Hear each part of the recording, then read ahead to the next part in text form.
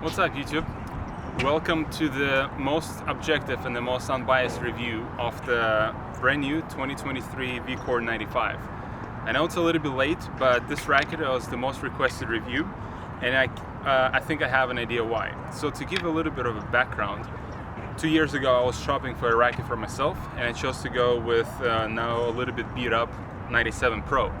However, I tried all the rackets and I narrowed it down to the VCORE 95 back in 2021 and then the VCORE Pro that I'm playing with currently. The interesting thing is that I kept playing with those rackets for 2 weeks straight and I couldn't pick which one to buy. Now the 2023 version is packing quite a lot of different features and a lot of different feel. So now in 2023 I'm shopping for a racket again. And then join me on the journey to see which one I pick. I would like to do a review on all of the rackets that I'm going to be considering, and at the end of the day there is only one winner. So let's get started. Yonex VCORE 95 here for 2023. What can I say? So far, as like a small kind of the TLDR, I'm not very impressed with this racket, and here's why. So first of all, it is the most unique racket you can buy on the market today. The reason for that is that there is just simply not many 95 square inch rackets, specifically that do not play like a 95 square inch, but still provide benefits of a smaller head size.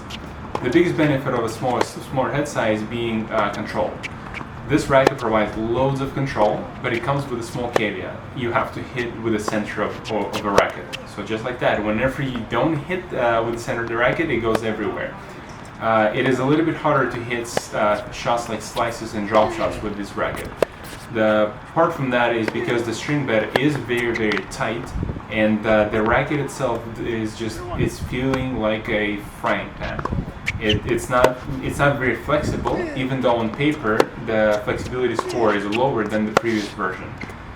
So it's a very kind of weird feeling for me, because I was expecting it to be a little bit more player friendly, but unfortunately it was not. So as far as the racket being 95 square inch, that should not scare you, because it doesn't play like a 95 square inch because of its unique Yonex shape, where it's a little bit flatter up on top, so the sweet spot is a little bit bigger. On the other hand, it also has 16 main strings, which means that you're still gonna have like a decent feedback from the ball, and you'll be able to put a good amount of spin on the ball. The spin is where it gets interesting. So the racket provides huge loads of spin, mostly because it moves through the air really fast. It doesn't move as fast as the 2021 version, because this time, back in 2021, everyone complained that the racket was not very stable, and in order to fix that problem, they decided to thicken the beam a little bit to give that extra stability, but without compromising that feeling of cutting through the air really fast. So this racket is going to appeal really well to the people who struggle to get under the ball. So if you think you have a two-handed backhand that always goes flat and you're not able to accelerate the head of the racket and then create that kind of revolution and the circular motion, this racket is really, really good for that. One caveat though is that you have to be fully relaxed. For some reason, when I was trying to go really hard at it, like I play most of the time, where I play a little bit more flat, like here on this backhand, and where I'm really pressuring my opponents with power, this racket for some reason doesn't really provide a lot of spin for that kind of purpose. So all the balls go extra flat, and you have to hit very low above the net for the balls to go in, which was a pretty weird sensation for me. However, if you just slow things down a little bit, and if you relax your wrist, relax your upper body, the racket excels in the ball placement. In some of these points and shots, you will be able to see me move my opponent really well off to the sides with lots of spin. So oftentimes you'll see my opponent hitting shots with being behind the alley. That's because this racket can put a lot of spin on the ball can bounce higher and off to the side, but you cannot hit it hard if you want to do that. So if you think you're more of a player who places things, moves the opponent, plays with lots of topspin, and so you need a little bit more topspin on the back end, this racket would be great. The only thing, though, like some of the negative things that I can tell about this racket is that, okay, it is still the most unique racket, right? Nothing on the marketplace like this. It comes with advantages and disadvantages, because if you want to purchase this racket, you have to really know what you're after.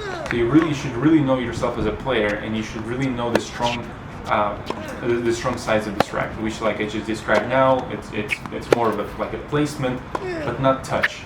If you try to drop shot or slice with this racket, I wasn't able to be very successful in that. For some reason, the ball doesn't sit in the racket long enough, and it's just in the kind of it always, no matter what shots you hit with this racket, it always feels the same. It just feels like you're playing with like a I don't know what's the new sport called, pickleball paddle.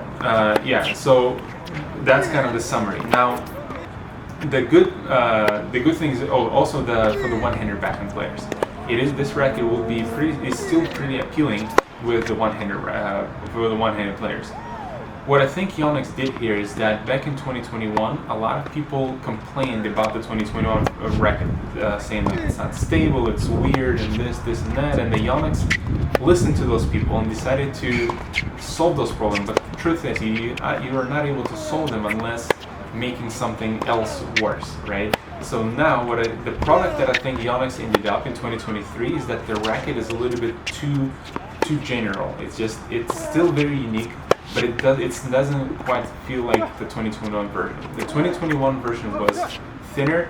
It moved through the air even faster. This one still moves through the air faster than stuff like 97 Pro that I play with now, and that's what gets it the extra spin that some people are looking for. However, it's just not. It's just like an average racket at this point. So I don't know what else to say about it, because it's like, on one hand, you cannot say anything negative about it. Like, the only negative thing I can think of is that the racket is just the touch and feel is not very good. On paper, it is less. On paper, the stiffness score is less, which is supposed to make it more flexible. In reality, it feels like it's actually more. So in reality, it feels like it's even stiffer. For some reason, I felt like the previous one was a little bit more flexible. This time they also put the weight balance more towards the head, and that really does help on some of the slappy shots, like on the forehand down the line kind of thing. But again, it doesn't really help shots like drop shots. And yeah, as far as negative things, nothing really to say, except it's just too general.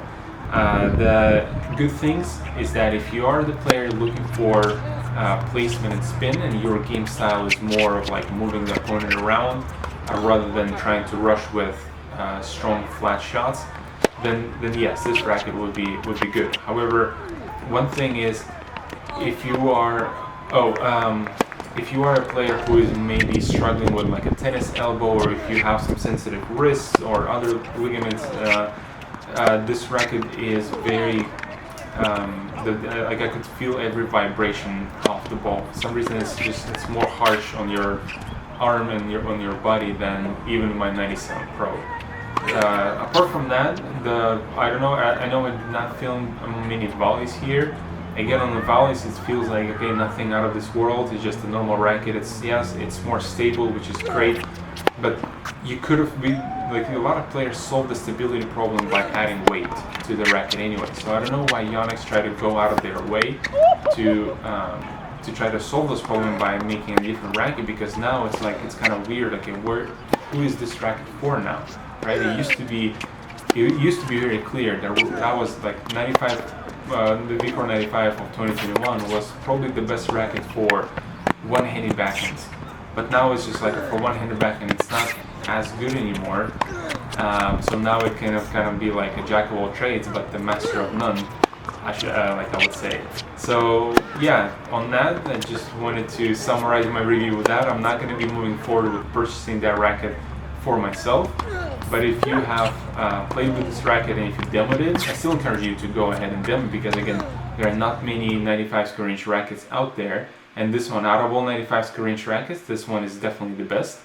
But if you are that type of the player that likes to place the ball really precisely, move the opponent away, And if you do decide to purchase the racket, please consider using my Amazon affiliate link that I'm gonna attach to the description of the video. With that, thank you very much for watching, and I'll see you next time. Please let me know in the comments which rackets you would like me to review next. Have a great day.